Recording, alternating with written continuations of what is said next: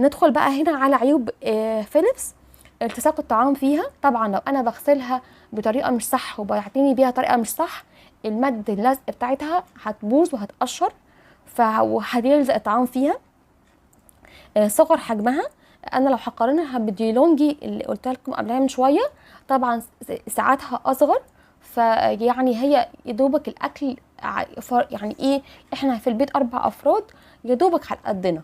يعني لو في كميه كبيره او اسره كبيره، لا الساعه اللي بتشيلها فيليبس صغيره مش كبيره. استهلاك الكهرباء رقم 3، استهلاك الكهرباء فيها عالي. انا ده لو هقارنها، لو انا عايز احمر او حاجه في البوتاجاز في الغاز، فطبعا التكلفه اكتر في الكهرباء، فمش موفره في الكهرباء. رابع حاجه بتنشيف بعض الاكل في القلي. يعني انا لو هقارنها بجوده الاكل